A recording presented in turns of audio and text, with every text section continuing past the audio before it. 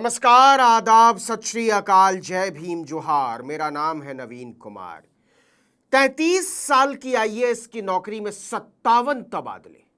ईमानदारी और भ्रष्टाचार के खिलाफ लड़ाई के वादे पर सत्ता में आई बीजेपी को ईमानदार अफसर पसंद क्यों नहीं आते? और तो और उन अफसरों को भी भाजपा की सरकार ने फुटबॉल बना दिया, विपक्ष में रहते हुए वो जिनकी बलाएं लिया करती थी। ऐसा ही एक नाम है अशोक खेमका का। कुछ याद आया? हरियाणा के तेज तर्रार और ईमानदार माने जाने वाले आईएएस अफसर, किसी से न दबने वाले और किसी के आगे न झुकने वाले। लेकिन भाजपा ने उन्हें ऐसा झुकाया कि उनकी कमर टेढ़ी हो गई। भ्रष्टाचार के खिलाफ अंतिम सेवा की उनकी ख्वाहिश को भाजपा की सरकार ने रद्दी की टोकरी में फेंक दिया। इस तरह कभी स्टेशनरी विभाग तो कभी ट्रेनिंग विभाग में झोंक दिए गए अशोक खेमका 30 अप्रैल को रिटायर हो गए। आपको बता दें कि अशोक खेमका ने कुल 33 साल की नौकरी की और किसी भी पोस्टिंग पर वो औसतन 6 महीने भी नहीं टिक पाए। कुछ पोस्टिंग तो मुश्किल से 1 हफ्ते की थी। नतीजा, खेमका ने 33 साल की नौकरी में कुल 57 तबादलों का रिकॉर्ड बना डाला।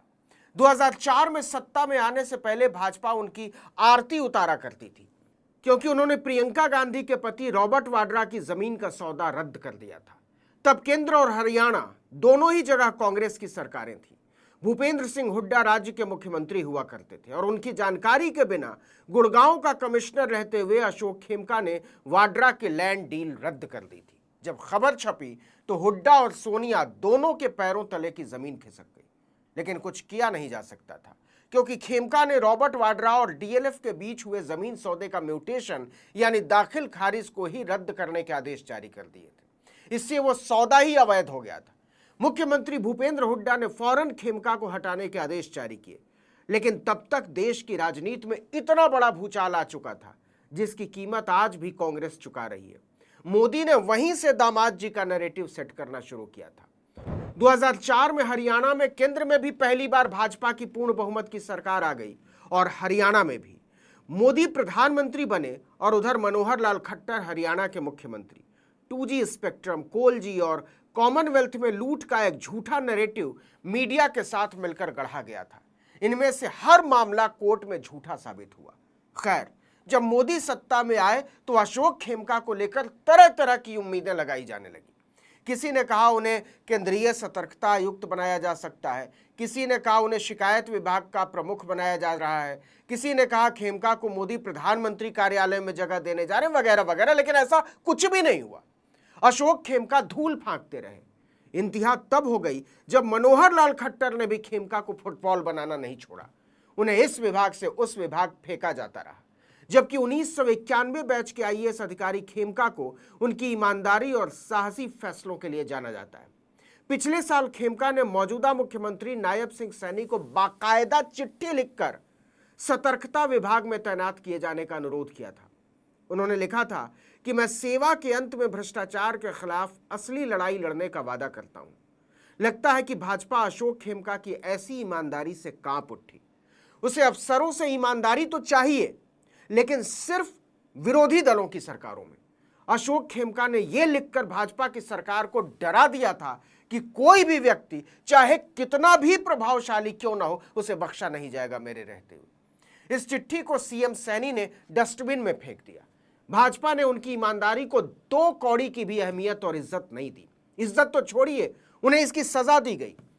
क्या आप अंदाजा लगा सकते हैं कि 33 साल की आईएएस की नौकरी में अशोक खेमका किसी विभाग के मुख्य सचिव तक नहीं बन सके, जबकि उनके साथ के आईएएस और यहां तक कि उनसे बहुत जूनियर अफसर मुख्य सचिव, प्रधान सचिव और कैबिनेट सचिव जैसे ओहदों पर जा बैठे।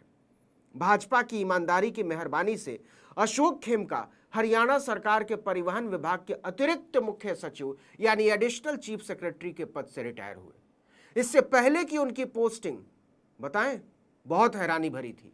सैनी सरकार ने सीधे सोनिया गांधी और भूपेंद्र सिंह हुड्डा की शक्ति को चुनौती देने वाले एक अफसर को प्रिंटिंग और स्टेशनरी विभाग में झोंक दिया था। उनका विभाग सरकारी रसीदें, सरकारी लेटर हेड, मंत्रियों अफसरों के विजिटिंग कार्ड, फाइलें और फॉर्म्स वगैरह छापा करता था। रिटायर होने से पहले खेमका का यह 57वां तबादला था। भाजपा की ईमानदारी का ढकोसला देखिए कि खेमका को रिटायरमेंट से केवल 5 महीने पहले आखिरी बार तबादला कर दिया गया। जैसा कि हमने शुरू में बताया, पूरे करियर में खेमका का औसतन हर 6 महीने में तबादला हुआ। उन्होंने कई बार लो प्रोफाइल विभागों में काम किया, लेकिन ईमानदारी के साथ अपने कर्तव्यों का पालन किया।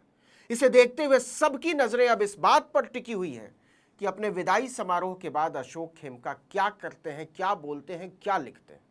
सबको इंतजार है कि नौकरी में रहते हुए खूब बोलने वाले खेमका रिटायर होने के बाद किस मुद्दे पर खामोशी तोड़ेंगे। खेमका को महत्वपूर्ण ओहदे भले न मिले हों, मलाईदार महकमे भले न मिले हों, उन्होंने इसकी परवाह भी नहीं की, लेकिन इज्जत खूब कमाई, जनता के बीच भी और साथी अफसरों के बीच भी। इसीलिए अशोक खेमका की विदाई के लिए चंडीगढ़ में एक समारोह रखा गया। यह समारोह हरियाणा आईएएस ऑफिसर्स एसोसिएशन ने रखा। इस बारे में एसोसिएशन के सेक्रेटरी डॉक्टर अमित के अग्रवाल ने एक मैसेज जारी किया। आमतौर पर ऐसा बहुत कम होता है कि अतिरिक्त सचिव स्तर के किसी अधिकारी को आईएएस ऑफिसर्स एसोसिएशन आधिकारिक तौर पर विदाई दे। आइए थोड़ी सी जानकारी अशोक खेमका के जीवन के बारे में भी। अपने तेज तर्रार और बेखौफ रवैये के चलते ब्यूरोक्रेसी में चर्चित हुए खेमका का जन्म बंगाल की राजधानी कोलकाता में हुआ था।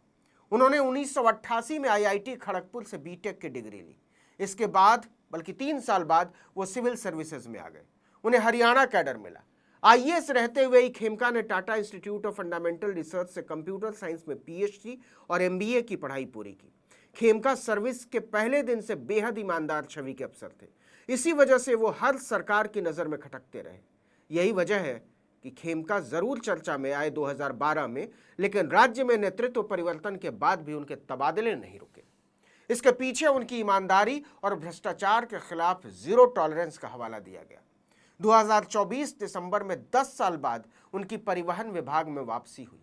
इससे पहले 2014 में जब वो परिवहन आयुक्त के रूप में तैनात थे, तब उन्होंने बड़े वाहनों को फिटनेस सर्टिफिकेट देने से मना कर दिया था। उनके इस फैसले की वजह से ट्रक चालकों ने हड़ताल कर दी थी। नाराज सरकार ने उन्हें हटा दिया था। कहने का मतलब ये कि अशोक खेमका की जिस ईमानदारी का ढोल भाजपा ने विपक्ष में रहते हुए पीटा था, जब वो सत्ता में आई तो पीट पीट कर उस ढोल की चादर ही फाड़ दी। खेमका की यह हसरत हसरत ही रह गई कि वो नौकरी के अंतिम पड़ाव पर विजिलेंस विभाग में रहते हुए, यानी सतर्कता विभाग में रहते हुए भ्रष्टाचार के खिलाफ जंग छेड़ पाते। भाजपा की सरकार ने पूरी बेकदरी के साथ उनसे यह मौका उम्र भर के लिए छीन लिया। अशोक खेमका को हमेशा इस बात का अफसोस रहेगा कि भाजपा ने उनकी शक्ति, सामर्थ्य और सूझबूझ को भ्रष्टाचार के खिलाफ इस्तेमाल करने के लिए चिट्ठी लिखने के बावजूद जानबूझकर रोक दिया था। इतने ईमानदार लोग किसको पसंद आते? मोदी और उनकी पार्टी को तो बिल्कुल नहीं। इस वीडियो में इतना ही, लेकिन अगर आपने आर्टिकल 19 इंडिया को अब तक सब्सक्राइब नहीं किया है तो फौरन कर दीजिए, बेल आइकॉन दबाइए, घंटी जैसी आकृति, लाइक कीजिए और कमेंट करके बताइए हमारा वीडियो आपको कैसा लगा। हमारा ट्विटर हैंडल है article19_India और मेरा ट्विटर हैंडल है नवीन जर्नलिस्ट। नमस्कार।